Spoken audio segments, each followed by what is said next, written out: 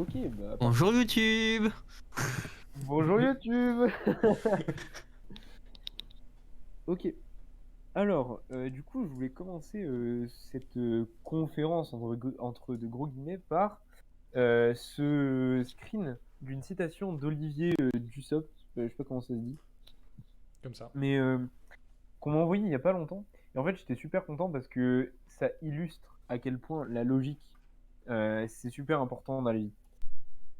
Parce que en fait, Olivier Dussopt, là, il raconte sa vie à propos du 49.3, machin. Et le pauvre, il essaye de faire une inférence logique. C'est plutôt pratique dans la vie, les inférences logiques, on aime bien parce que ça nous permet de déduire des choses à partir de choses qu'on sait déjà. Et là, bah, il nous dit, euh, il y a un texte, il y a un texte pour faire passer, enfin, il y a un texte de la réforme des retraites. C'est ce qu'il nous dit ici. Et il nous dit également, ce serait un échec s'il n'y avait pas de texte. Et du coup, Olivier Dussopt conclut que ce n'est pas un échec, ce recours au 49.3. Eh ben, j'ai l'honneur, cher Olivier, de t'annoncer que tu as tort. Parce que, bah, bon, vous en doutez peut-être, les gens intelligents.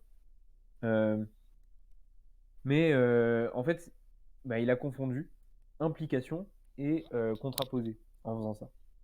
Là, ce qu'il explique, c'est que s'il n'y a pas de texte, de loi, alors le recours au 49.3 est un échec.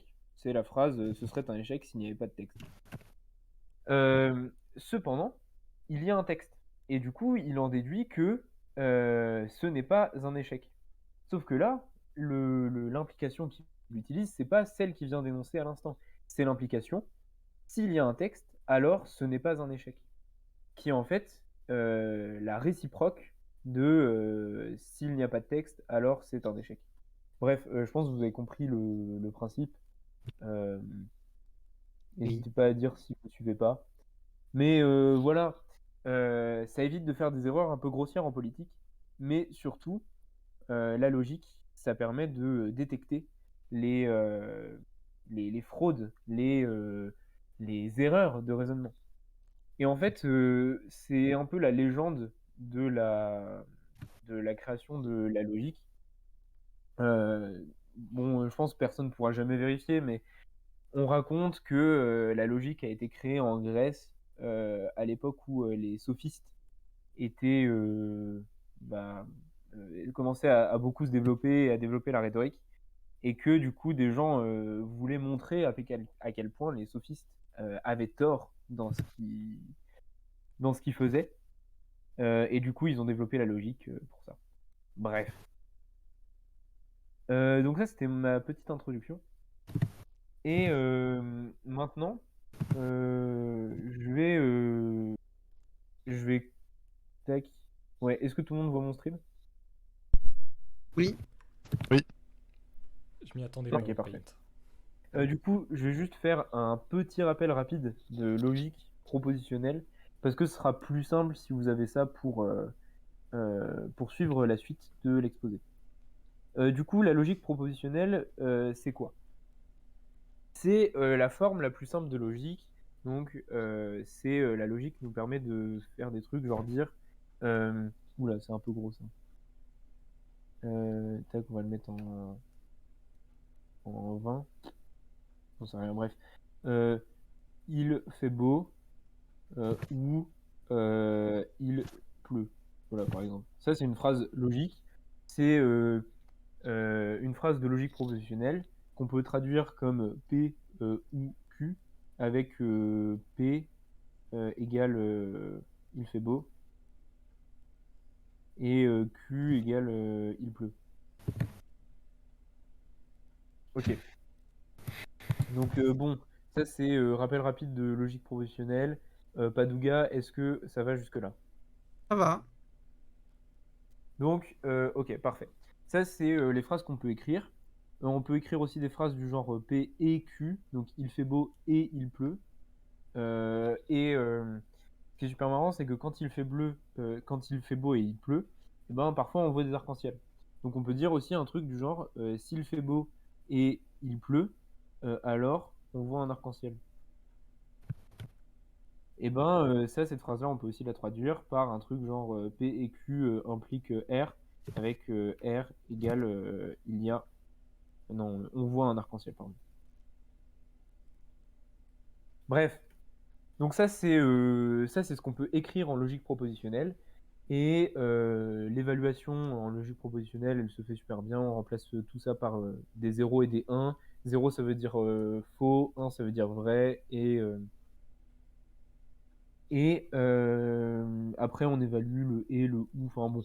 Bref, je vais pas passer 40 ans là-dessus. Tout le monde est plus ou moins au courant de comment ça fonctionne. Padougas, s'il y a des choses que tu veux que... Pardon, Nipalup.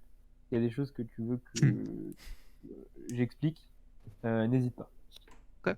Mais sinon, je vais enchaîner sur la présentation tac, qui est anonymisée, j'espère. Ouais, elle est anonymisée. Hop. Voilà. Hop, hop. Tu n'as pas fait l'effort d'anonymiser Olivier Dussopt. On remarquera quand même. C'est vrai, j'ai pas fait l'effort d'analyser Olivier Dussopt. Ok. Et ben, du coup, c'est cool. Tout le monde a les bases On se croirait à pour l'ENS. m'écouter parler. Oui, ah, j'ai pas anonymisé le NS, c'est vrai. Tout le monde a les bases pour m'écouter parler de la logique de la quasi-certitude. C'est un sujet sur lequel j'ai travaillé cette année en collaboration avec un chercheur qui est aussi prof à l'ENS, dans le cadre d'un truc qu'on fait, enfin, d'un genre de stage qui est prolongé sur toute l'année, et qui a des applications en cryptographie. Et donc, je vais essayer de vous en parler. Je vais essayer de vous mentionner les résultats que j'ai pu avoir et qui sont pas forcément dans ce truc. Et je vais essayer de vous les prouver un peu parce que là, ça, c'était fait pour être dit en 15 minutes. On a plus de temps, a priori. Bref. Donc, la logique de la quasi-certitude, qu'est-ce que c'est? Qu'est-ce que c'est, j'ai dit. Hop. Alors, imaginez que vous avez un système cryptographique hyper important et que vous voulez le protéger. Bonjour, Léo. Léo. T'as fini ta machine à laver?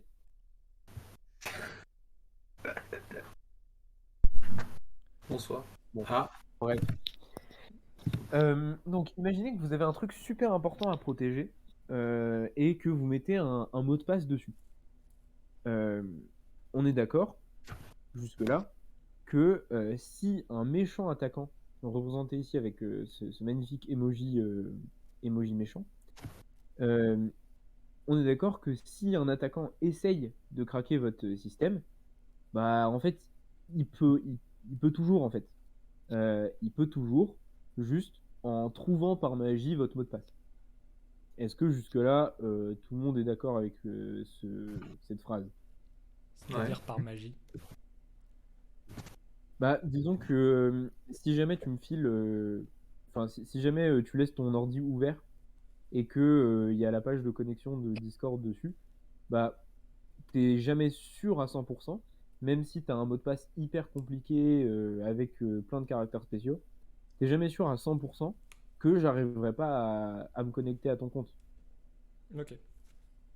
Parce que tu peux avoir une idée de génie ou je sais pas, enfin juste taper des lettres au hasard et pouf, ça fait ton mot de passe, tu vois. Des chocs à pic.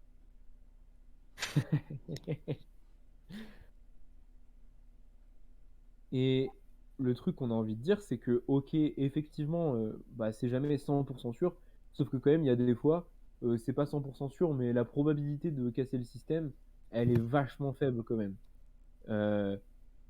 Exponentiellement faible, je dirais même plus si je voulais être précis. Et c'est pour ça que, bah, dans les situations où on a un mot de passe sur un site, on a envie de dire que bah, le site il est sécurisé pour une certaine notion de sécurité, mais on a envie de dire parfois, bien qu'on n'ait pas la certitude à 100%, on est quasi sûr que le système est sécure. Et du coup, eh ben, on va créer une nouvelle logique, une logique qui va aller au-delà de la logique propositionnelle dont j'ai parlé tout à l'heure, qui va permettre de modéliser cette idée de quasi-certitude d'une propriété d'un système. Et donc c'est pour ça que cette logique, elle s'appelle logique de la quasi-certitude. C'est une logique qui est du coup probabiliste. Et en fait, le problème qu'on a avec cette logique probabiliste, c'est que vous allez le voir juste après, mais en fait, elle est très compliquée à utiliser en tant que telle. Parce que c'est des probabilités, parce que du coup c'est de l'analyse, parce qu'il y a une notion de limite aussi que j'ai pas forcément mentionné, mais en gros l'idée c'est que un truc est considéré comme étant vrai si jamais la probabilité qu'il soit vrai elle tend vers 1. Enfin bref, j'y reviendrai plus tard, mais c'est une logique qui est assez compliquée à manipuler. Mais il y a quand même un espoir d'arriver à faire des choses cool avec, qui viennent en utilisant ce qu'on appelle des règles d'inférence. Alors, qu'est-ce que c'est une règle d'inférence? En fait, c'est ce qu'a tenté d'utiliser Olivier Dussopt tout à l'heure. C'est prendre plusieurs faits connus, qu'on peut appeler des prémices, et en inférer une conclusion. Et donc tout à l'heure, Olivier Dussopt, il a tenté d'utiliser le modus ponens. Modus ponens qui dit que si P implique Q et si P, alors on a Q. Voilà. Et donc ça, c'est ce qu'on aimerait avoir dans l'idéal. On aimerait avoir des règles d'inférence qui nous permettent de raisonner sur cette logique de la quasi-certitude sans avoir à utiliser toutes ces probabilités qui sont un peu reloues. Et donc en fait, c'est la question sur laquelle je me suis attardé au début dans mon stage. Et il y a une bonne nouvelle à ça, qui montre qu'on a pas mal de chances d'y arriver. C'est que cette logique, c'est une logique modale. Je vais revenir dessus après, vous inquiétez pas. Mais l'avantage avec les logiques modales, c'est qu'elles sont très étudiées depuis super longtemps. Et du coup, ça permet d'avoir une bonne base sur laquelle se reposer pour étudier notre logique à nous. Voilà, voilà.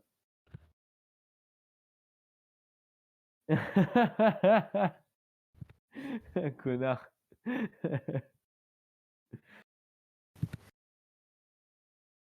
Bref, voilà.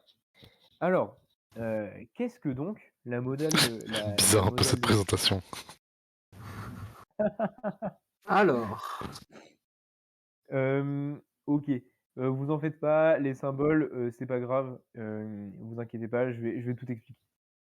Euh, la logique modale, du coup, c'est ce qu'on appelle une extension de la logique propositionnelle, parce qu'en fait, on a pris tous les opérateurs qu'on avait avant, genre le non, genre le et, genre le ou, le implique, tout ce que vous voulez, qui sont là dans les 3 petits points, et on a rajouté des opérateurs aux formules. Les opérateurs, c'est carré et diamant, ok? Et en fait, ils ressemblent un peu, vous pouvez les voir pour l'instant comme un espèce de pour-tout. Enfin, c'est une bonne analogie, c'est un pour-tout et un il existe. Alors, bien sûr, vous savez pas sur quoi c'est quantifié et tout, mais si vous avez du mal à voir à quoi ça correspond, vous pouvez imaginer que ça, c'est comme un pour-tout et ça, c'est comme un il existe. Et d'ailleurs, on a la même relation entre le diamant et le carré que oui, pardon, ça s'appelle un diamant, voilà, sachez-le. On a la même relation entre le diamant et le carré qu'entre le pour-tout et le il existe.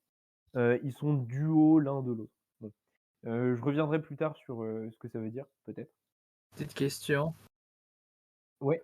Alors, je sais pas, mais bon, moi je me souviens que dans mon cours, j'avais un carré noir et un carré blanc dont l'interprétation était soit toujours vrai, soit toujours faux. Et là, c'est désigné comment Ah, dans ton alors système de notation?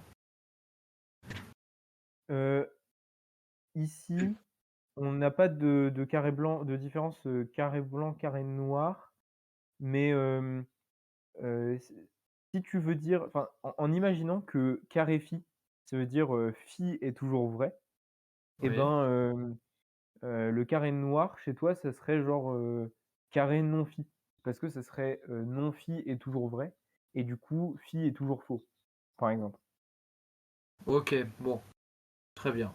Très bien, ok. Admettons que carré noir et carré blanc n'existent pas, et qu'on peut en tout cas les construire d'une certaine façon. Ouais. Ok, bon, c'est pas grave. Voilà, et donc en fait cette boîte et ce diamant-là, ils correspondent pas vraiment à une interprétation précise. Enfin, ils ont pas vraiment d'interprétation précise, en fait, dans la réalité, contrairement aux autres. Par exemple, le nom, bah, on sait ce que ça veut dire. Non phi, c'est vrai, lorsque phi, c'est pas vrai. A et B, c'est vrai quand A est vrai et B est vrai. Alors que carré phi, l'interprétation, elle est plus variable selon les gens chez qui, enfin, selon les utilisations, en fait. Et par exemple, hem, elle est utilisée, enfin, c'est des opérateurs qui sont utilisés en philosophie pour, parler de pour formaliser la notion de morale.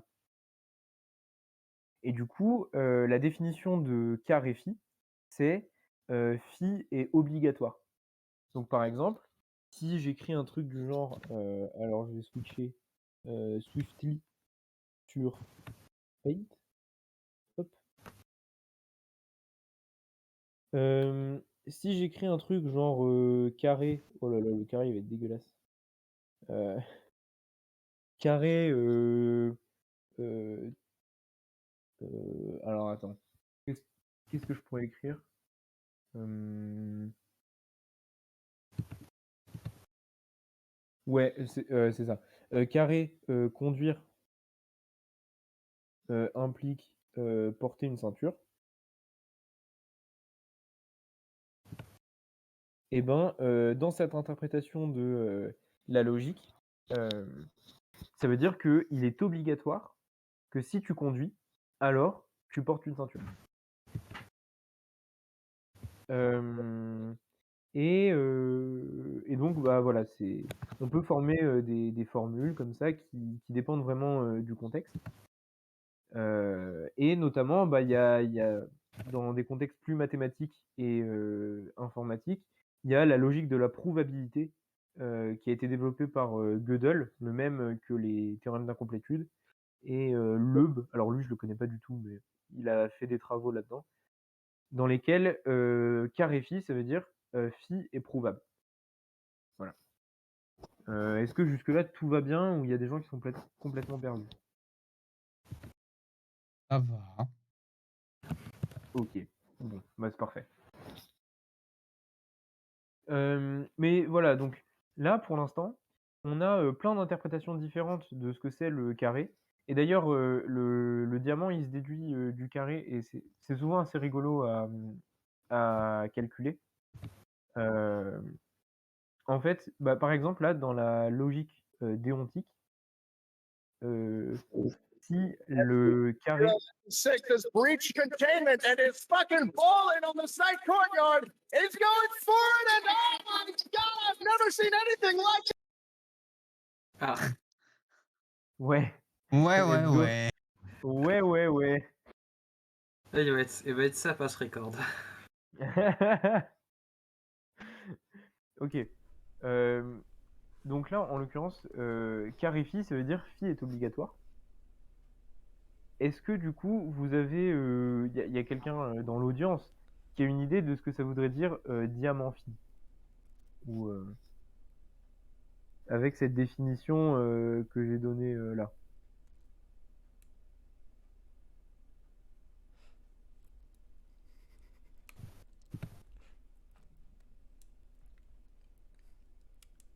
Non. Aïe. Je t'avoue que bon, quand on a une définition de type ouais, c'est un il existe, mais pas trop non Alors c'est plus. vrai, pardon. Par rapport à ce que j'ai C'est vu pas juste une question avant, d'intuition. c'est pas genre, si tu portes, c'est pas juste la contraposée. par rapport à Euh, la slide que t'avais mise avant. Alors attends, la slide d'avant, c'est celle-là. Ah Ouais, ouais, genre ok. c'était diamant égal à non carré, non P. Enfin, Là, on voit que la fenêtre Paint. Ah oui, pardon. Pardon, j'ai mis juste Paint. Oh, ok. Ouais, ouais, ouais, ça va être un certain challenge mental. Oui, alors effectivement, ok. Donc, c'est l'idée. Mais en fait, ça peut s'exprimer plus facilement. Du coup, diamant-phi, ça veut dire que non-phi n'est pas obligatoire. Ok? Donc, si je prends un exemple tout con, imaginons que phi, c'est Allô? boire de l'eau. Est-ce que vous m'entendez? Putain, Léo, t'es insupportable. Euh, Disons que phi, la formule phi, c'est boire de l'eau. Diamant phi, ça veut dire du coup que ce n'est pas, pardon, ce n'est pas obligatoire de ne pas boire d'eau. Ou encore, ce n'est pas interdit de boire. Attends, ouais, c'est ça. C'est pas interdit de boire de l'eau. Autrement dit, Si on traduit en termes probabilistes, du coup, est-ce que ça donne un truc du style il y a une probabilité non négligeable que je boive de l'eau? ouais, exactement, c'est ça, Ok. tout à fait. Et la boîte, c'est du coup, c'est quasi sûr que je vais boire de l'eau. Ok. En fait, en philosophie, c'est assez étudié parce que la boîte, elle fait référence à la notion de nécessité. Genre, dans tous les mondes possibles, ça se passera. Alors que le diamant, lui, il réfère à la possibilité, c'est-à-dire il y a il y a un monde où ça se passe. Ok. Bref. Et du coup, ça m'amène à une transition plutôt cool vers la sémantique de Kripke. Pourquoi j'en parle? Parce que, en fait, toutes ces interprétations différentes de la boîte, enfin du carré, elles sont pas très satisfaisantes. On aimerait bien avoir une seule et unique interprétation qui permette de toutes les englober. Et bah, c'est ce qu'a fait ce cher Kripke avec sa sémantique de Kripke. C'est plutôt bien nommé. Juste pour l'histoire, Kripke, c'est un logicien et un philosophe qui a fait vraiment des travaux incroyables dans les deux domaines, notamment en logique, du coup, où il a développé sa sémantique en logique modale, mais il y a aussi en philosophie, du langage notamment, où il a pas mal travaillé sur la notion de nom propre, si j'ai bien compris.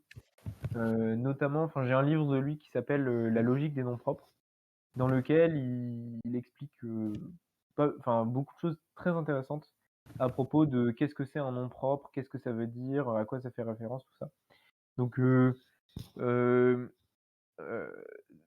c'est une preuve, je trouve, vachement cool que la philo et la logique sont pas mal reliées et que c'est quand même un mec assez extraordinaire, ouais, Kripke. Et d'ailleurs, il est mort il y a pas longtemps. Il est mort l'année dernière. Paix à son âme. Ok. Du coup, petite parenthèse fermée. Je vais vous expliquer ce que c'est la sémantique de Kripke. L'idée derrière la sémantique de Kripke, c'est que la vérité, elle est relative à un contexte, à un monde possible. Ce que je disais tout à l'heure. Au tout début, j'ai fait des petits exemples de formules logiques avec il fait beau, il pleut, ce genre de trucs. Sauf que, bah, en vrai, c'est pas réaliste. Ou du moins, c'est des phrases qui sont vraies à un instant donné. Mais on est d'accord que ça a pas trop de sens de dire il fait beau de manière universelle. Enfin, on sait très bien que si aujourd'hui il fait beau, demain il peut pleuvoir et après-demain il peut faire mitigé. Donc, en général, ce qu'on dit comme phrase dans la vie, c'est des propositions qui sont vraies dans un certain monde, dans un certain contexte. Et en fait, c'est exactement ça que modélise la sémantique de Kripke. On a des mondes possibles qu'on va représenter avec des cercles. Et ces mondes, ils ont des relations d'accessibilité entre eux. Dans notre exemple de aujourd'hui il fait beau, demain il pleut, la relation d'accessibilité, c'est le futur. Parce qu'on a envie de faire d'énoncer des phrases qui seront vraies, soit maintenant, soit dans le futur. Enfin, on a envie de parler du futur. Mais en général, ça peut être tout et n'importe quoi. Donc là, j'ai dessiné des flèches au hasard entre les mondes. Ça pourrait être autrement. Et enfin, bah, dans ces mondes, il faut mettre des propositions qui sont vraies ou bien qui sont fausses. Donc, par exemple, ici, est-ce que vous voyez ma souris juste pour être sûr? Oui. Si je suis dans le monde avec A là, bah, je peux dire que c'est aujourd'hui, je sais pas, j'ai mangé des nouilles, tu vois. Et bah, derrière, il y a deux mondes qui sont possibles. Et ces deux mondes qui sont possibles, ça peut être demain, je mangerai je sais pas, des gnocchis, ou alors demain, je mangerai des pâtes. C'est deux mondes qui sont possibles à partir de celui dans lequel je suis maintenant. C'est deux mondes étudiants par contre. Exactement. C'est c'est une très bonne remarque. Mais donc voilà, c'est l'idée derrière. Protection ces antivirus a mondes expiré. triplés. McAfee merde. protège plus de 600 millions d'utilisateurs. J'ai pas eu le temps de Merci, McAfee. finir. Désolé. Mais t'inquiète, tu peux installer McAfee et crois-moi, il te fera chier pendant longtemps avec ces trucs. Ok. Donc ça, c'est ce qu'on appelle un modèle. Ok, un modèle de crypto. Et donc c'est quelque chose qui va nous servir à évaluer la vérité d'une formule logique. Euh, Ouais. ouais, là, sur l'exemple que tu as pris, ton deuxième monde où tu manges des gnocchis et un où tu manges je sais plus trop quoi, pourquoi Ouais. est-ce qu'on a deux fois B? Alors, c'est vrai, c'est un mauvais exemple. J'aurais dû prendre genre lui là. Euh, euh, enfin, en fait, c'était juste pour illustrer l'idée d'accessibilité. Mais euh, c'est... en fait, ton ensemble de propositions, c'est les phrases que tu... Enfin, c'est les propositions que tu as envie d'étudier. Mhm. Par exemple, ça peut être il fait beau et il pleut. Mais ça sera jamais tous les éléments nécessaires pour décrire la réalité. Parce qu'il y en a genre beaucoup trop. Et du coup, euh, euh, comment dire? Là, les propositions, effectivement, si les propositions, ça avait été ce que j'ai mangé à midi, ce qui était plus cohérent avec mon discours, c'est vrai, je me suis mal exprimé. euh, dans les deux mondes qui sont accessibles, ça aurait été la même chose. Et du coup, dans les deux mondes possibles, j'aurais mangé soit des pâtes, soit des gnocchis. Mais effectivement, c'était une bonne remarque. Et du coup, tes gnocchis qui repartent soit sur lui-même, donc des gnocchis, soit sur AB, donc qui serait des nouilles et des gnocchis en même temps. Par exemple, ouais, c'est ça. Ok. Genre dans la même journée, tu vois, j'ai vraiment la dalle, je mange des nouilles et des gnocchis. Mais faut pas oublier que la flèche, elle veut dire bah, demain, en l'occurrence, dans le contexte. Donc ça veut dire que si aujourd'hui je mange des nouilles, bah il y a un monde possible dans lequel je mange des gnocchis et je m'arrête là, tu vois, je meurs, juste après, il y a pas de suite. Je mange plus. Je mange plus, plus jamais. Donc t'es un peu Et condamné à manger des gnocchis. Alors, peut-être des fois tu peux mettre des nouilles avec, mais t'es condamné à manger des gnocchis. Ah non, des pâtes. c'est ça. Non, c'est des pâtes à droite, pardon. Genre, Mais donc voilà, c'est vraiment cette idée de, il y a un monde qui est la réalité, donc pouf, alors attends, normalement, bim, voilà, il est colorié en rouge, oubliez le texte à côté, j'en parlerai après. Donc ça, c'est la réalité, et ensuite, on va s'intéresser aux réalités possibles à la suite de cette réalité. Ok. Donc, maintenant, on va rentrer un peu plus dans la formalisation dans l'évaluation des formules. Une formule, comme je l'ai écrit tout à l'heure, elle a des connecteurs logiques qu'on connaît bien et elle a des carrés et des diamants. Et les deux s'évaluent pas pareil. Les connecteurs logiques habituels, ils s'évaluent dans le monde réel dans lequel on est maintenant.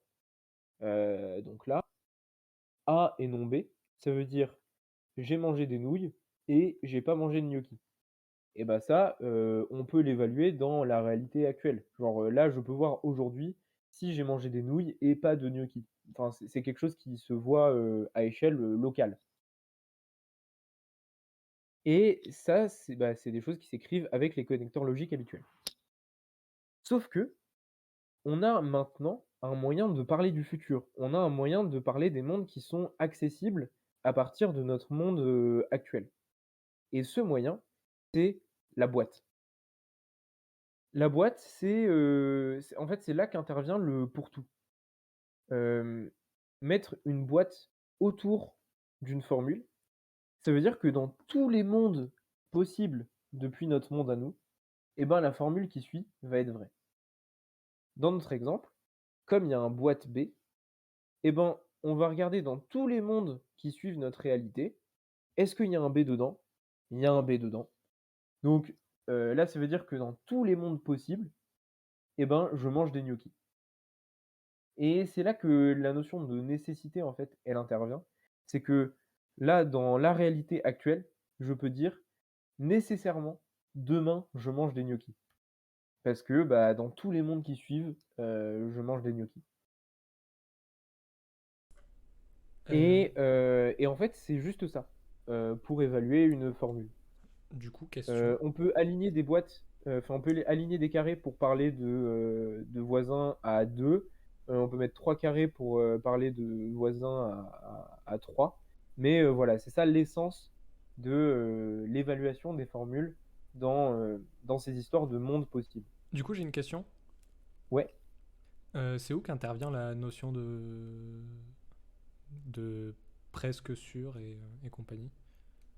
Eh bien, c'est une très bonne question, mon cher. Ah, dommage, c'était pas ma slide suivante. Mais j'y viens dans 2 slides, t'inquiète pas. Ok. Parce que oui, c'est vrai. Jusque-là, j'ai parlé de la logique modale dans sa généralité, dans sa globalité.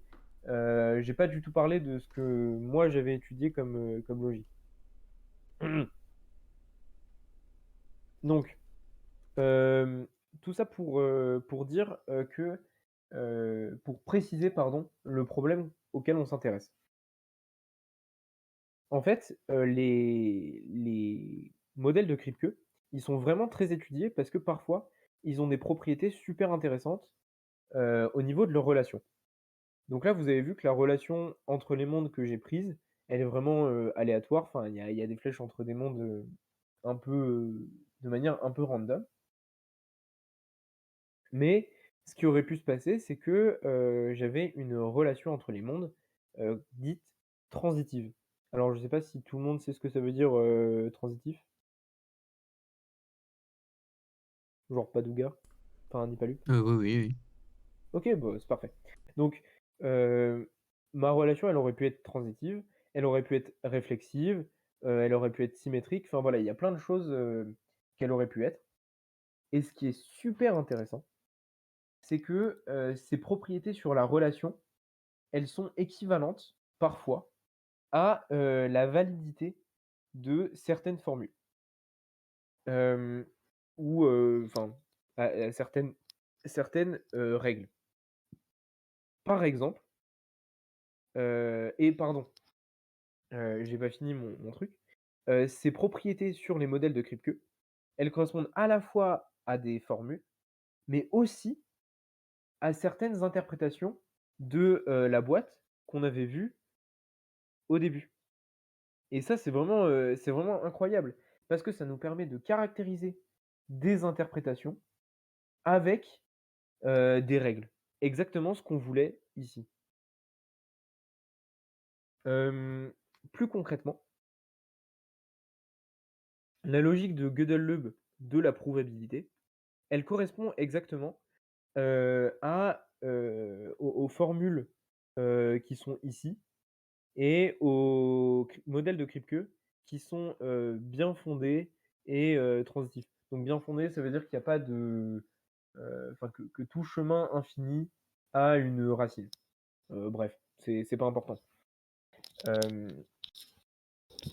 Mais on peut peut-être essayer de regarder pourquoi, par exemple, cette formule, elle correspond à la transitivité. Ouais, ok. Donc, ce que dit cette formule, c'est que si on a une proposition A qui est vraie dans tous les successeurs d'un certain monde, donc pour rappel, hop là, imaginons qu'on est là, et on a tous les successeurs de ce monde qui vérifient cette proposition. Et ben, si on a ça, on est garanti que dans tous les successeurs des successeurs de ce monde, la proposition va être vraie. Ce que ça veut dire, c'est que tous les successeurs des successeurs, enfin, bon, je passe quelques détails parce que c'est trop compliqué de les, enfin, c'est trop compliqué, ça aurait pas d'intérêt de le faire précisément, mais ça veut dire que tous les successeurs des successeurs, en fait, ils sont inclus dans les successeurs de base. Et du coup, ce que ça veut dire, c'est que si tu peux aller en 2 pas quelque part, eh ben, tu pouvais déjà y aller en 1 pas. Et ça, c'est exactement la transitivité. Est-ce que c'était clair ou est-ce que je vous ai perdu ou est-ce qu'il vous faudrait un schéma? Je crois que j'ai l'idée globale. Ok. Les autres, c'est bon?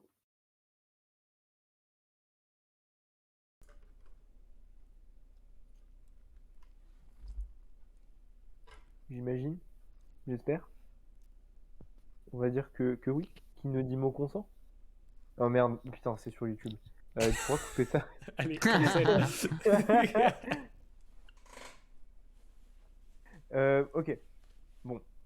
Et donc, pour revenir à notre interprétation de la logique de la probabilité, en fait, ce que ça veut dire, cette formule, bah, c'est que si on a un théorème qu'on peut prouver, ok, eh ben, on peut prouver qu'on peut prouver ce théorème. Ça paraît plutôt logique comme formule. Donc ça, c'est Ouais. l'interprétation. Et là, il y a ça, cette formule, ça s'appelle le théorème de Loeb. Donc c'est lui là, Loeb. Et il dit que si on peut prouver que la preuve d'un théorème, que la probabilité d'un théorème nous donne la vérité d'un théorème, de ce théorème, alors le théorème est prouvable. Bref, je vais pas rester plus longtemps là-dessus, mais voilà, c'est vraiment cette équivalence qui est super intéressante entre une interprétation, un certain type de relation sur les modèles de Kripke et des formules de la logique modale qui nous permettent d'axiomatiser nos vérités. Et donc, tout ça m'amène à parler de la logique de la quasi-certitude, de l'interprétation de la boîte dans la logique de la quasi-certitude. Alors, je vais pas rentrer dans les détails de tout ça parce que c'est trop chiant. Je vais vous faire un schéma. Tac, tac. Attends. Ah putain. Alors, si là tu Si vois une j'arrive à fenêtre utiliser Paint, Paint, peut-être. pas nous. Ah ouais, bah tant mieux. Hop, hop. Parce que j'étais en train de galérer comme un connard pour enlever un texte. Ok. Donc, le schéma, ça va être le suivant. Imaginez que on a un ensemble de... alors, comment je vais pouvoir donner l'intuition de cette merde? Hmm, Ok. Imaginez, du coup, vous avez votre site que vous voulez protéger avec un mot de passe. On va reprendre cet exemple. eh ben, vous pouvez faire la liste de tous les mots de passe possibles pour chaque longueur donnée. Parce que vous avez un ensemble fini de caractères. Et donc, pour chaque longueur, bah, vous avez un ensemble fini de mots de passe possibles.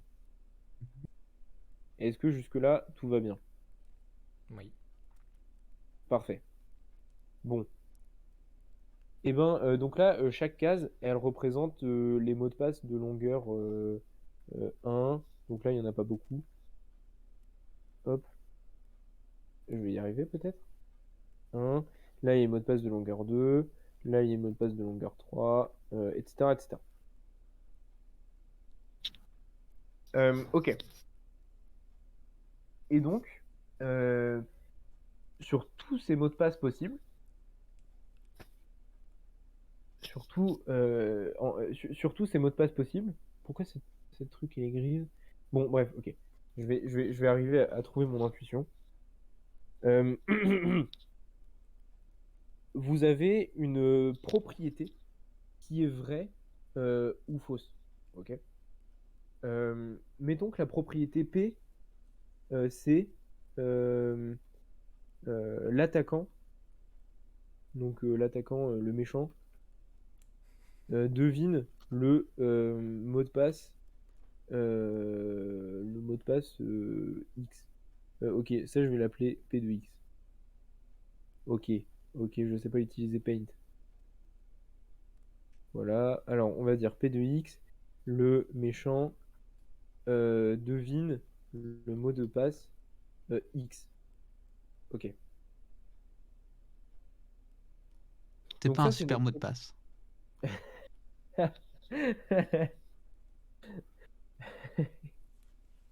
Euh, donc, ok, donc ça, c'est notre propriété.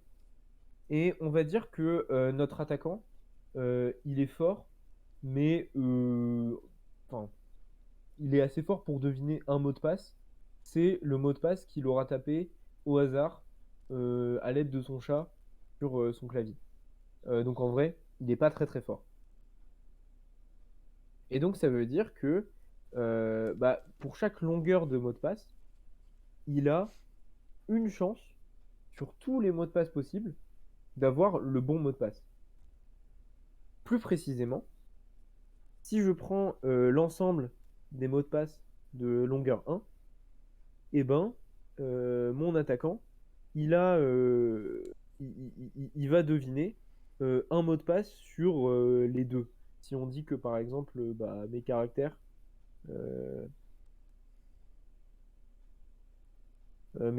c'est 0 ou 1 parce que j'ai pas envie de m'embêter. Si mon mot de passe il est de taille 1, et ben l'attaquant tac, l'attaquant il va deviner le mot de passe une fois sur deux. C'est pour ça que j'ai colorié la moitié de la case. Euh, Plus précisément, la propriété P de X va être vraie la moitié du temps sur la première bande. Euh, Est-ce que c'était clair? Hmm. Oui. Jusque-là, ça va, on a Ok, du mal à voir où est-ce qu'on va, mais... ok, c'est parfait. Enfin, c'est pas parfait que vous voyez pas trop, mais vous allez voir normalement. Donc là, on a fait pour les mots de passe de longueur 1. On pourrait faire pareil pour les mots. D'ailleurs, je vais noter en rouge la proportion d'endroits sur lequel P est vrai. Bah, on peut refaire pareil pour les mots de passe de longueur 2. Sauf que les mots de passe de longueur 2, cette fois-ci, il y en a 4. Et comme le méchant, il en devine qu'un seul, eh ben, il a une chance sur 4 de deviner. Ou alors, il devine un quart du temps. Euh, Comme vous préférez. Donc là, il y a un quart. Pareil, là, il y a un 1/8. J'imagine que vous voyez le pattern. Mhm. Tac. Et donc ça tend vers 0 de manière exponentielle. parce que c'est 1 sur 2 puissance n, enfin bref, je vous apprends pas les maths, mais c'est ça qui nous intéresse en fait. C'est que cette suite de proportions d'endroits sur lesquels P est vrai, elle tend vers 0 de manière exponentielle.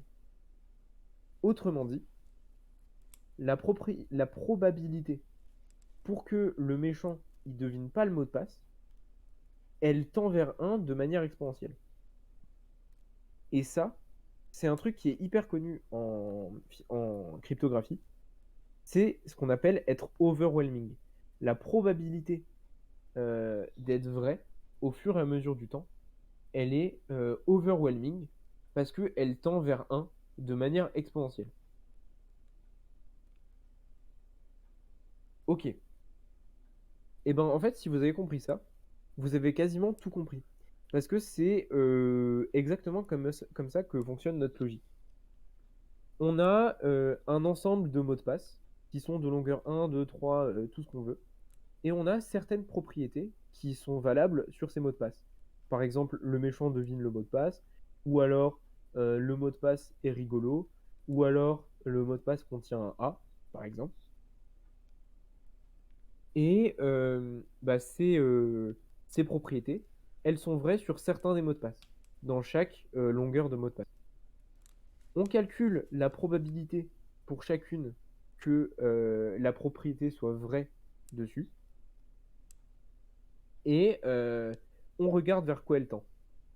Si la probabilité tend vers 1 de manière exponentielle, et ben bim, on a la box. Si Alors t'es attends. passé sur tes slides.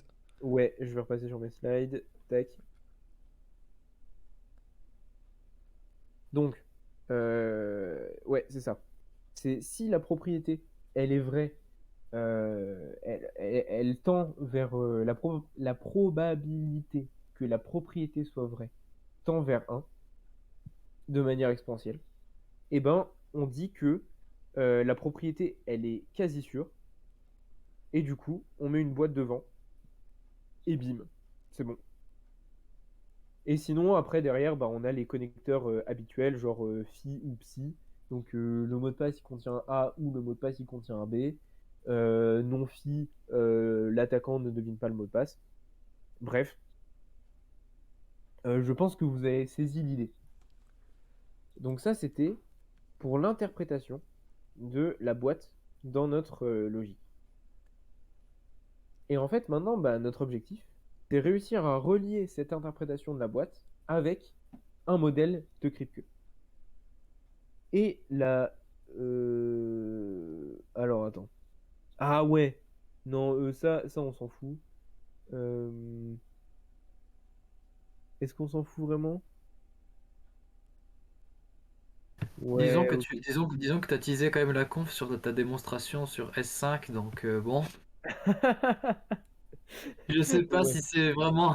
Si ce serait. Bah, à la limite, essaye de vulgariser ça au mieux, mais. En Voilà. fait, c'est juste que... ok. Tac. Je vais revenir sur mon truc, là. Hop. Euh, En fait, ce qui s'est passé dans notre truc, c'est que on s'est dit, ok, bon, ça, c'est un peu, enfin, comme ça, je voulais expliquer de manière simple entre guillemets, mais on va essayer de se simplifier le problème pour voir si ça nous aide. Et du coup, on s'est dit, ok, on va regarder juste une seule tranche de notre truc, et on va dire que notre boîte, notre carré phi, il est vérifié. Phi est quasi sûr. Si jamais la probabilité sur cette tranche, elle est égale à 1. Ok. Donc ça, cette logique, c'est une simplification de la logique que je vous ai expliqué là avec les mots de passe. Mais il y a toujours la même idée. Il y a toujours l'idée que les propositions, c'est genre le mot de passe a un A dedans, ou alors le mot de passe a un B, ou alors il est rigolo. C'est juste que maintenant, au lieu de regarder plusieurs tailles différentes, on regarde une seule taille et on regarde si notre formule elle est vraie, elle est vraie avec probabilité 1 sur cette taille, sur cette tranche ou pas. Tac, tac, tac. Donc je reviens sur mes slides. Non, c'est pas ça que je voulais faire. Hop. Ok. Donc en fait, c'est ça que j'explique ici. C'est que au lieu de regarder une famille d'événements, on en regarde qu'un seul. Bref, ça c'est l'explication du carré. Cependant, en faisant ça, il y a une chose très importante qui se passe, c'est qu'il y a une différence fondamentale entre si notre tranche elle est finie ou si elle est infinie. Parce que si vous avez fait un peu de probabilité dans votre vie, vous savez que les probas ça se comporte pas pareil en fonction de si on a un domaine fini ou infini. En particulier, si on a un domaine fini, quelque chose qui est vrai avec probabilité 1, c'est quelque chose qui est vrai tout le temps. Si on a un domaine infini, c'est plus le cas. Quelque chose peut être vrai avec probabilité 1 et pourtant pas être vrai tout le temps. Et donc c'est pour ça qu'il y a une différence fondamentale entre le domaine fini et le domaine infini. Mais ça, j'en parlerai plus tard. Pour le moment, on peut essayer de regarder certaines formules qui sont vraies dans dans cette logique avec une seule tranche. En particulier, si phi est quasi sûr, et ben c'est quasi sûr que phi est quasi sûr. En fait, c'est même certain, mais du coup, bah, on peut dire que c'est quasi sûr. Par contre, c'est pas vrai que si phi ou psi est quasi sûr, donc si c'est quasi sûr que le mot de passe a un A ou le mot de passe a un B dedans, et ben ça veut pas dire que c'est quasi sûr que le mot de passe a un A ou c'est quasi sûr que le mot de passe a un B. Pourquoi? Parce qu'on pourrait avoir une tranche, si je reviens sur mon paint, paf, paf. En fait, on pourrait avoir une tranche où le mot de passe, 50% du temps, il a un A. Donc là, toute la partie verte, c'est le mot de passe, il a un A. Toute la partie bleue, c'est le mot de passe, il a un B. Hop. Et là, vous voyez bien que, bah ouais, c'est quasi sûr. Soit le mot de passe, il a un A, soit le mot de passe, il a un B. Genre, c'est vrai tout le temps. Cependant, c'est pas vrai tout le temps que le mot de passe a un A, ni que le mot de passe a un B. Et voilà, c'est l'explication de pourquoi cette formule ici, elle n'est pas vraie tout le temps. Ok.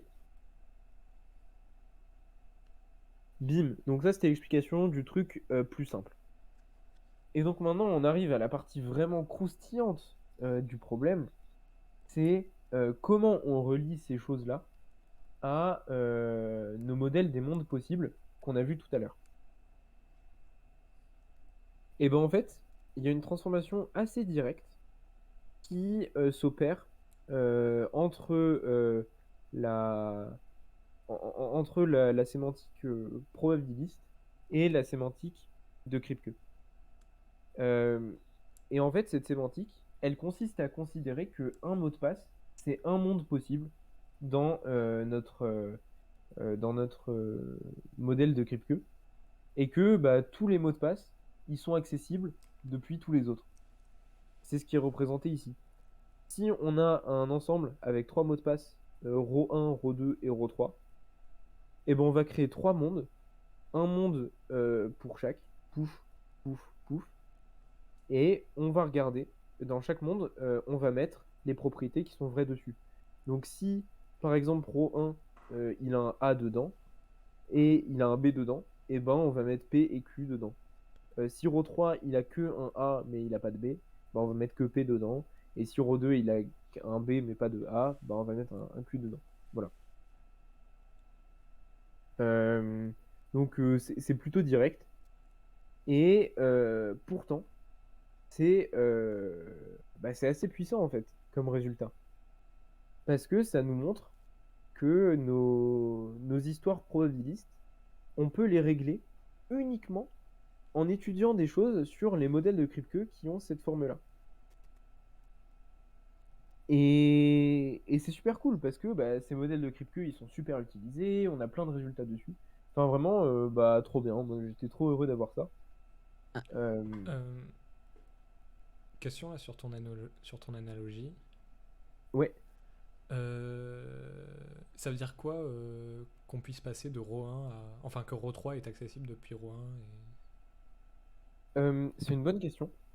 En fait, la raison pour laquelle j'ai fait ça, elle s'explique par la définition de boîte. Tout à l'heure, j'ai dit que du coup, carré phi, c'est vrai, quand la probabilité que phi soit vrai, elle est de 1. Et j'ai dit aussi que quand on est sur un modèle fini, un ensemble fini de mots de passe, être vrai avec probabilité 1, ça revient à dire, oula, ça revient à dire que on est vrai sur tous les mots de passe. Et c'est pour ça qu'en fait, il fallait relier tout le monde à tout le monde. C'est pour mimiquer le comportement de la boîte d'être vrai tout le temps. C'est-à-dire que si la boîte est vraie sur un mot de passe, si le carré est vrai sur un mot de passe, alors la formule devait être vraie sur tous les mots de passe.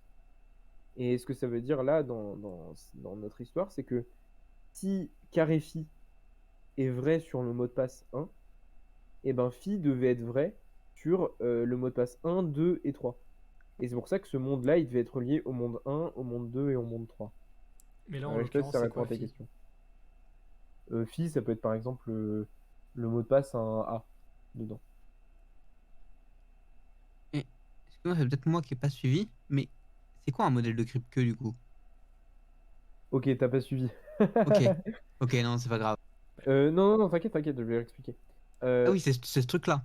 oui, pardon, j'ai pas dit. Non, c'est de Non ma mais, faute. non, Excuse-moi, non, mais excuse-moi. parce que du coup, tu disais qu'ils ont toujours cette forme-là, mais là, déjà, il y a plus de 3 cas et que ils sont pas tous accessibles les uns par rapport aux autres tout le temps. C'est ça Alors, c'est que. vrai, effectivement.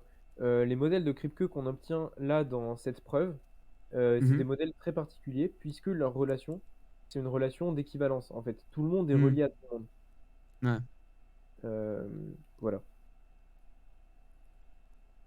Euh, Mais ça reste vrai sur tous les modèles de crypto ou que sur ceux-là du coup? euh,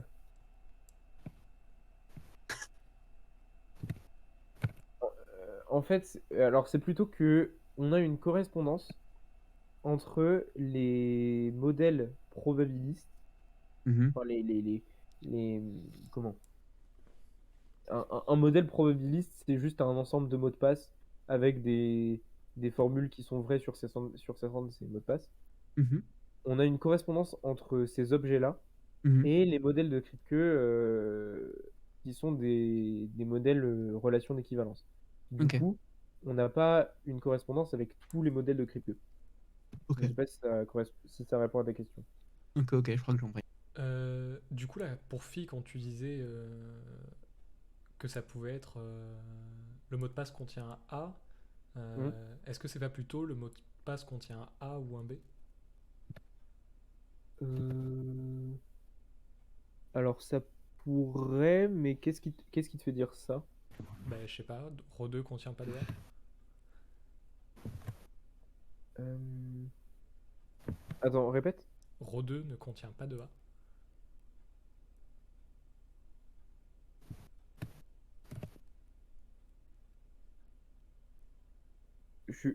Ok, je suis pas sûr d'avoir compris, pardon. Oui, tu disais Phi, là, en l'occurrence, ça peut être... le mot de passe contient un A. Ouais. Et du coup, je te dis, mais là, Ro 2 ne contient pas de A. En quoi ton modèle de Kripke représente ça? Ah, ok, pardon. Hmm, ok. Euh, En fait, c'était un exemple. Je vais essayer d'être plus concret. Ici, ce que le modèle de Kripke représente, c'est trois mots de passe différents. Et on peut dire que P, par exemple, c'est contenir un A, Q, c'est contenir un B. Mhm.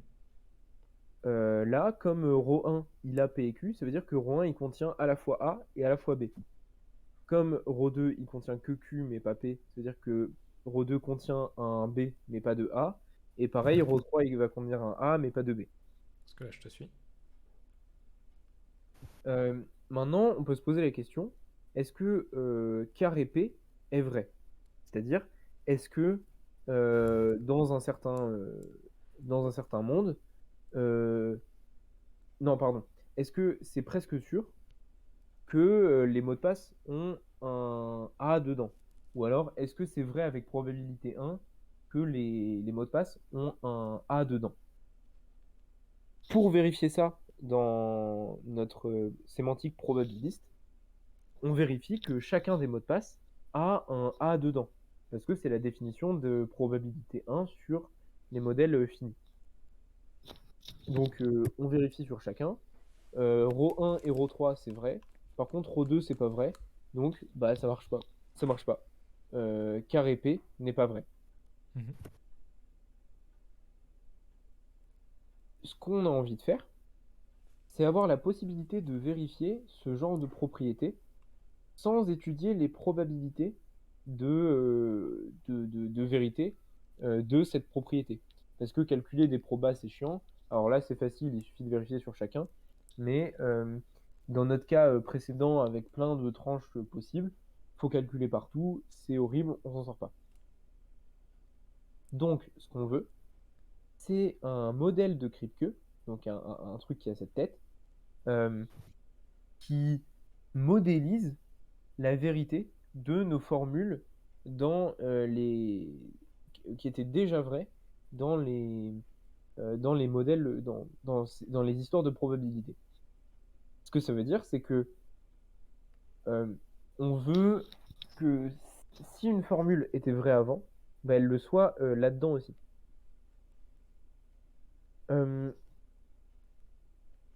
Du coup, attends, comment je vais terminer cette explication? En fait, ok, c'est pour ça que tout le monde est relié. Pourquoi?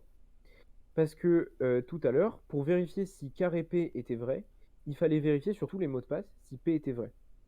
Eh ben, on veut que ça soit la même chose ici.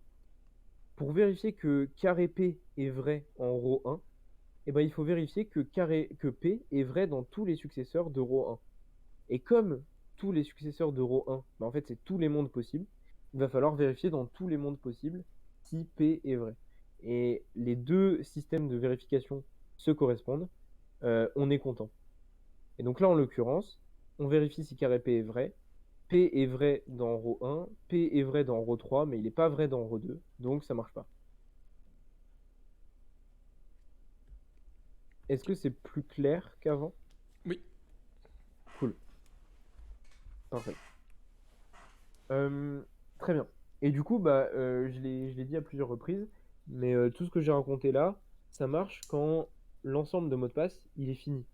Parce que à partir du moment où l'ensemble de mots de passe n'est pas fini, on n'a plus la propriété que être vrai avec probabilité 1, c'est être vrai partout.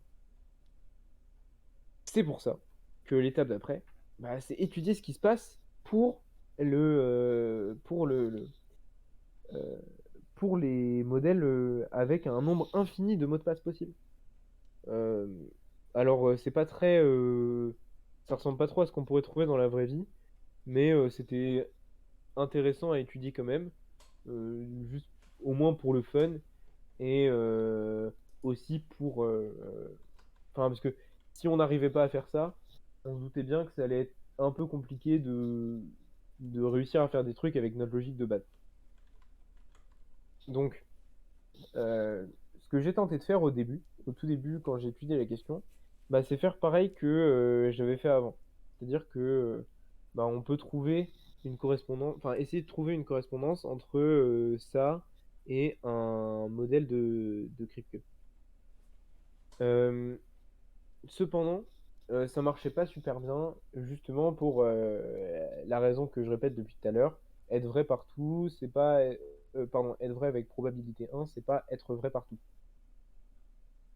Et du coup, on s'est rabattu sur une autre idée qui est de passer par la logique avec modèle fini.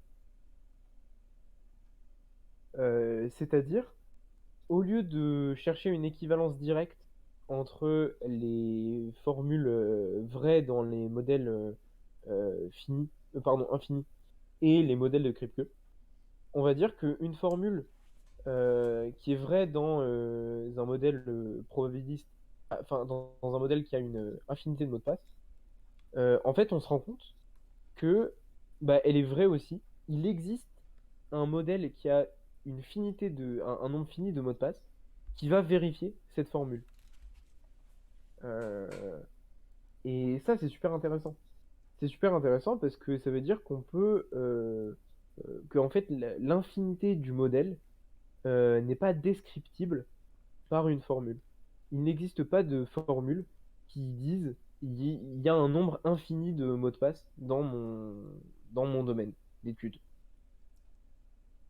Et bah, ça, enfin, déjà, c'est un résultat assez impressionnant, personnellement, je trouve. Mais surtout, ce que ça veut dire, c'est que, bah, en fait, les modèles infinis et les modèles finis, ça change rien.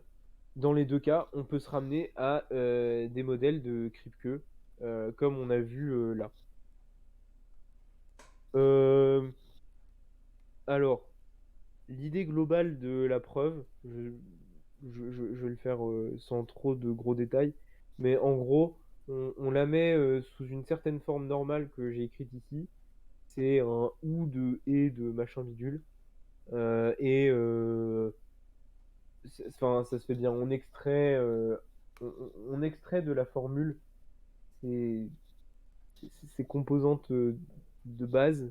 On trouve un modèle pour l'une d'entre elles et pouf, voilà. Pourquoi est-ce qu'on pourrait le couper C'était en très peu composantes de précis. base?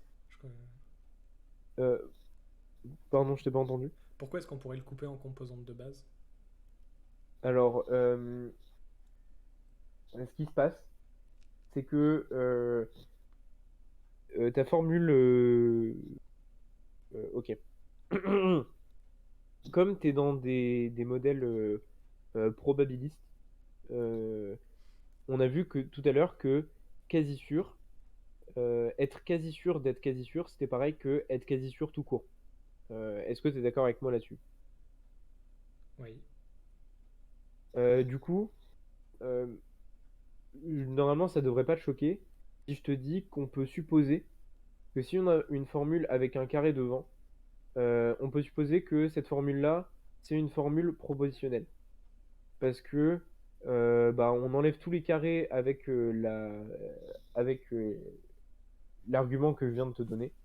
Et pouf, ça marche bien.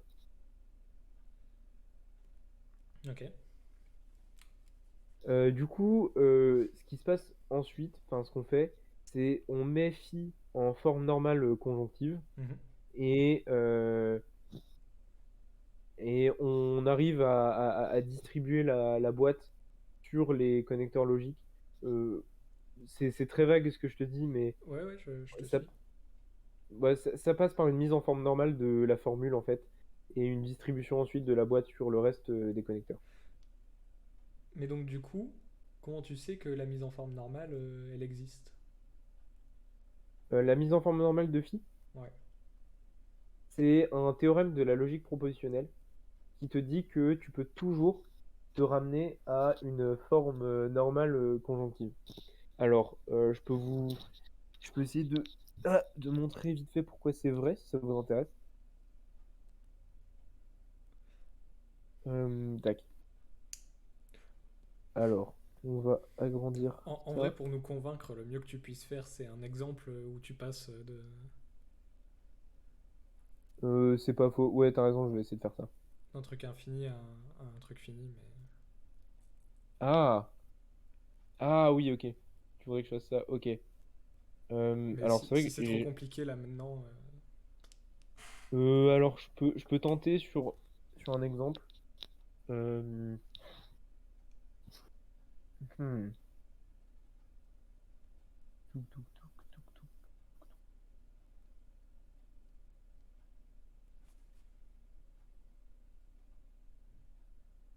Hmm, hmm, hmm. Euh, hum, hum, hum, hum, hum.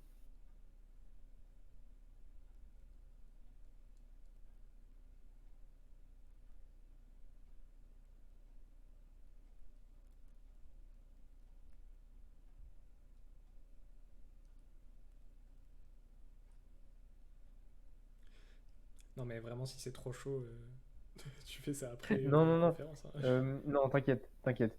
Je crois que j'ai un truc. Je crois que j'ai un truc. Je veux voir. En fait, ouais, ok. Alors, imaginons que on ait un nombre infini de mots de passe. Donc, x ensemble de mots de passe infini. Et donc, ça, je vais le colorier.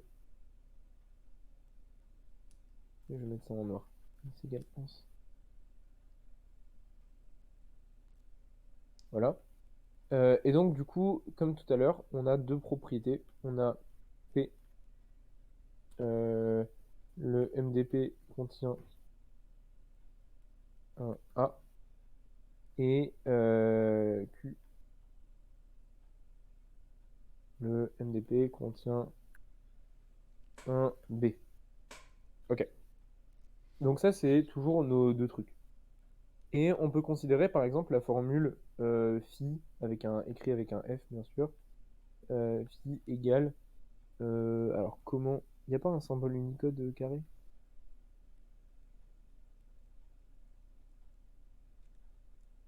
Bon, j'ai la flemme. On va mettre carré. Fais un O majuscule. Ah, pas mal. Ok.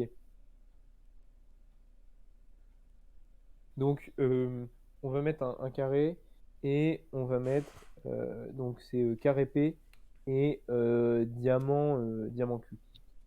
Donc, ce que cette formule veut dire, c'est que quasiment tous les mots de passe, ils ont ils ont un A dedans et une proportion non négligeable de mots de passe contient un B dedans.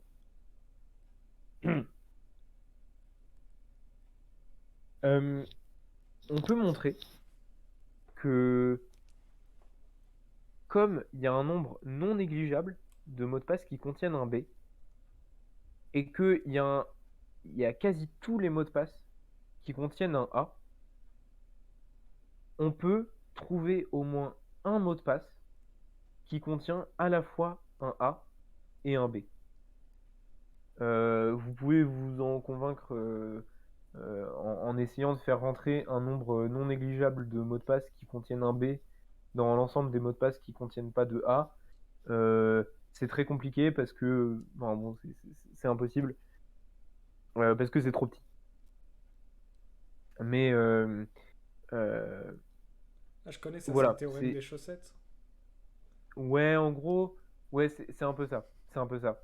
Il y a trop de mots de passe qui contiennent un B pour que aucun ne contienne un A. Il y en a au moins autant. Euh, À chaque mot Pas de passe qui forcément. contient. Bah si, parce qu'à chaque mot de passe qui contient un de A, tu peux rajouter un B Ah ouais, mais t'es pas pour sûr qu'ils restent obtenir dans un mot de passe l'ensemble. pour obtenir un mot de passe qui contient pas de A et qui est un B, donc qui existait déjà. Donc en vrai, je sais pas, hein. Je suis pas sûr de te suivre là.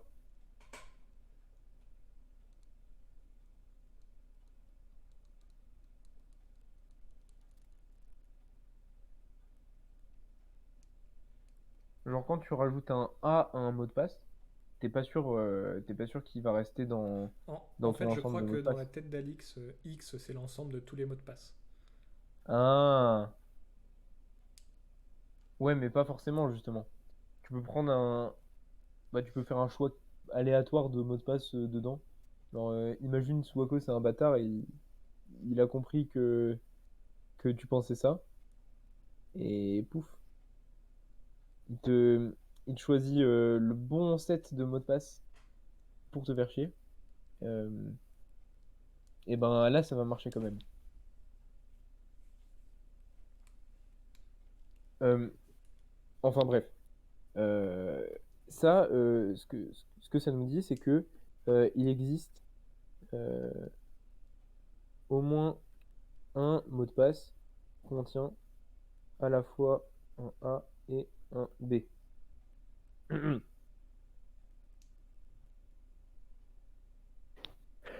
Et en fait, c'est de cette idée-là qu'on va tirer notre modèle fini. Ce mot de passe-là, on va l'appeler X. Non, on va l'appeler M. Voilà. Attends, du coup, t'es en train de dire que carré P et diamant Q, c'est équivalent à. Non, c'est pas équivalent. C'est Euh, égal, ça, pardon. ça nous... Mais il a pas fini sa phrase. Oui, pardon. Ouais. Ouais, non, je vois ce que tu. Pardon, ça implique. Je corrige. euh, Diamant de P et Q, tout compris. Hmm,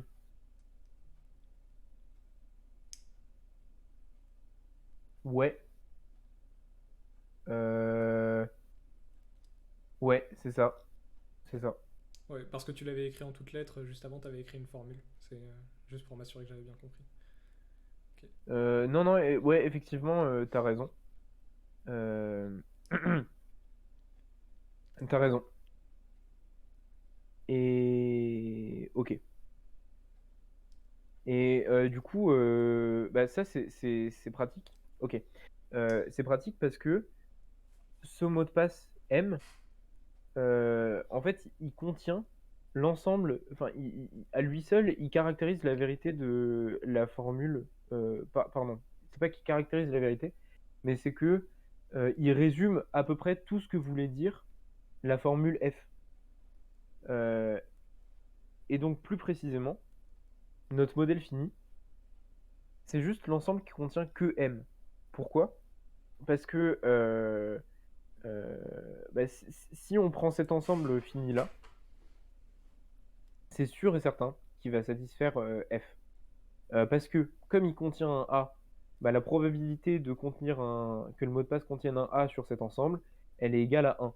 Donc bah, c'est parfait.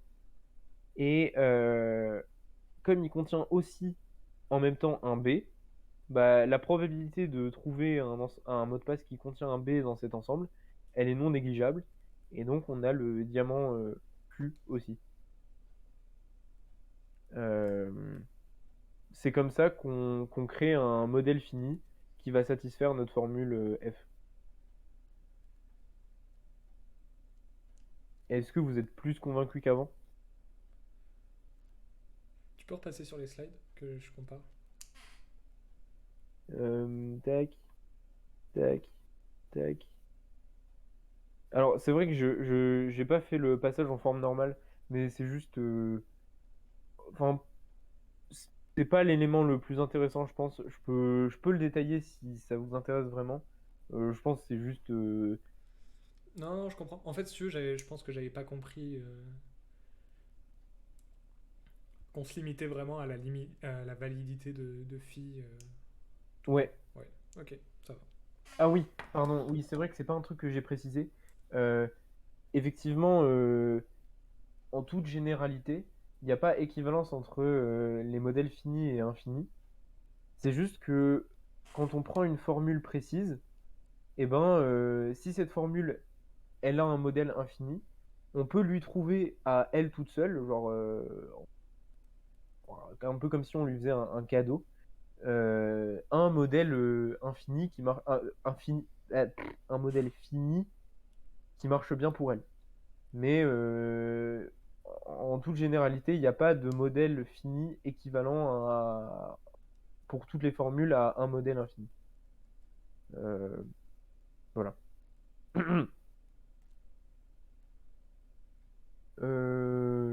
Ok. Et donc ça, c'était là où je m'en étais arrêté le 2 décembre 2022.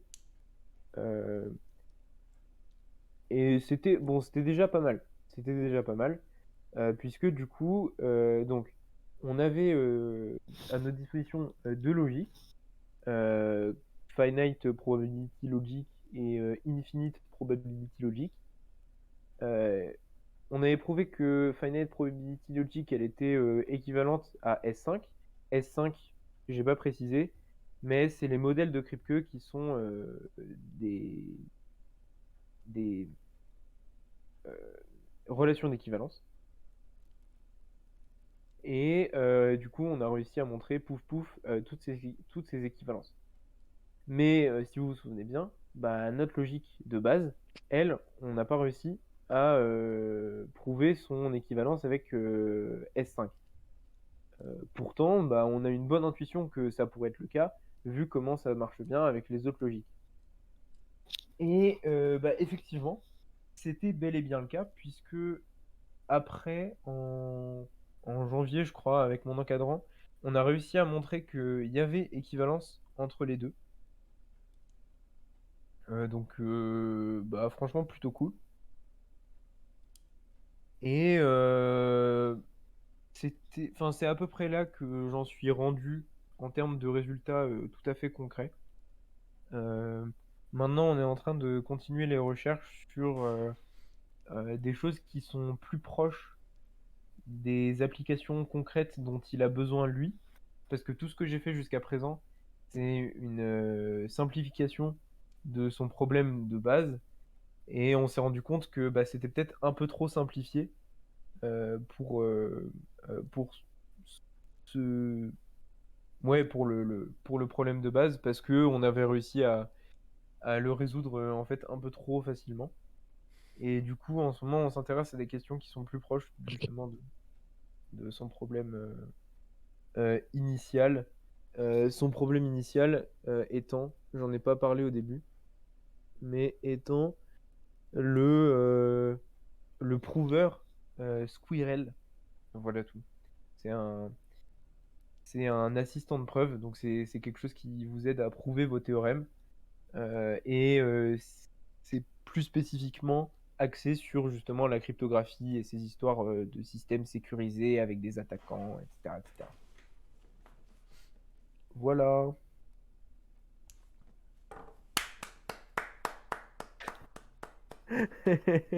Merci. Ok. Je crois que j'ai à peu près suivi jusqu'à la fin. C'est intéressant. Cool. Euh, En vrai, c'est des N'hésitez notions dont je savais pas qu'il y avait des modélisations comme ça qui existaient. Donc, ouais, grave cool. Non, en vrai, ouais, c'est vachement intéressant. Enfin, moi, j'ai découvert la logique modèle cette année et bah, je trouve qu'elle apporte vraiment. Enfin, c'est vraiment hyper intéressant comme nouvelle logique. Surtout que là, j'ai parlé de modèle de Kripke, mais j'ai vraiment effleuré la surface de tout ce qu'il y a. Alors, il y a vraiment toute une théorie derrière ça. Il y a des histoires d'équivalence entre des modèles de Kripke. Il y a des notions d'ultra-filtre et tout. Enfin, bref, c'est hyper intéressant. Il y a énormément de choses qui sont développées là-dessus et qui sont trop bien.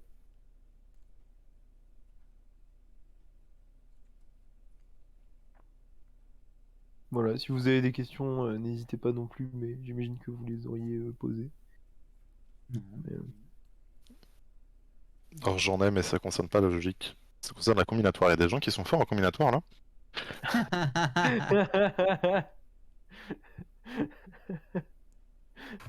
Ça dépend. Pourquoi? Pas la réponse que j'attendrais. Tant pis. Hmm, Oh, mais c'était il dit sympa. oui, tu réponds quoi? Il t'envoie un truc de Padouga. Qu'est-ce que je viens faire là-dedans? Je sais pas, avec tes tests là que tu partageais. Ah, non. Non, j'ai mes résultats. Je suis largement au-dessus du troisième quartile. Moins bien que ce que je pensais, mais ça va. T'es trop fort. Bof. Bah, Je suis c'est pas bien, aux non? trois quarts des points. J'ai pas les trois quarts des points, je suis à genre 278 sur 400. Ce qui est pas mal. Mais largement au-dessus de la moyenne, largement au-dessus du troisième quartile. Mais J'espérais un peu plus. J'espérais que la part des 300 déjà. Bon, j'arrête le record de là.